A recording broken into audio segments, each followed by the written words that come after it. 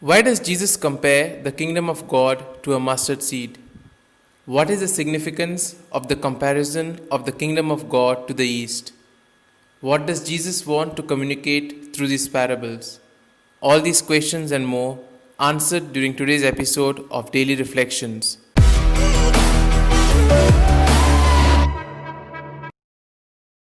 These two brief parables are to do with small beginnings and great endings. These beautiful, homely metaphors tell us about how the kingdom comes into being, invisibly, humbly. A small quantity, a tiny seed, a measure of yeast turns out to have enormous effect. Jesus, preaching his way around a backwater of the Roman Empire, is the living illustration of these parables. Today's gospel says that the kingdom of God is similar to a mustard seed. Such a seed is very common in Palestine and particularly close to the Lake of Galilee. It is specially known because it is particularly small. This parable, which is very simple, confronts two diverse moments in the history of the seed: the moment when it is sown in the earth and when it becomes a tree. Therefore, the purpose of this account is to narrate the extraordinary growth of a seed that is thrown into one's own garden, and to this follows an amazing growth as it becomes a tree. Like this seed, the kingdom of God also has its story. It is the simplest acts of kindness and service that we have experienced from others which are truly the kingdom of God growing in the world. The growth is slow and undramatic. The source of kindness and service is like the source of nature's power, simple, humble, and mysterious. Then we also see that the kingdom of God is similar to the East. Yeast is put into three measures of flour. In the Hebrew culture, yeast was considered a factor of corruption, so much so that it was eliminated from their houses in order not to contaminate the feast at Passover. In the years of the Jews, the use of this negative element to describe the kingdom of God was a reason to be disturbed. But the reader is able to discover the convincing force. For the leaven to have an effect on the dough, it does not need to be very big. It just needs to form part of the whole mix, indistinguishable from it.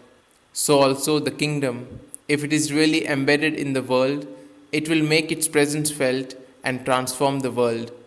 A presence that is strong but separate from the world, or even opposed to it, will not have any effect. The yeast can only change the dough if it is one with it. Even if the separation is minimal, it will be ineffective. Engagement and presence, rather than size, seems to be what matters for Jesus. And then we see the effects of the text on the reader. What do these parables want to communicate to us? The kingdom of God, compared by Jesus to a seed that becomes a tree, is close to the story of God as a story of His Word. It is hidden in human history and it is growing. Jesus always compares the kingdom to something small, which then grows into something big and life giving, slowly but surely. This pattern often disappoints us, who would rather prefer something big and noticeable from the very beginning. Those who believe in the kind of kingdom Jesus preached are people of hope, people who see God's strong presence active in the world, even contrary to what looks to be the case. Jesus was so optimistic when he spoke of the kingdom. For him, even a small beginning was sufficient, for he was convinced that it is the kingdom of God, so that it shares his power and dynamism. The secret of the kingdom of God is to allow Jesus to grow in us. As we do so, we come to love him and depend on him as our traveling companion. Here are some points for our personal reflection. Do I become discouraged when I do not see results in my life? Jesus compared the kingdom of God to common ingredients. To what might I compare God's reign in the ordinary things of my life?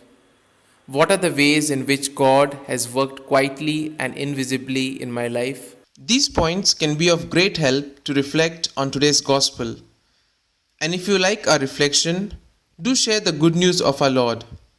Have a good day, and may God bless you all. Amen.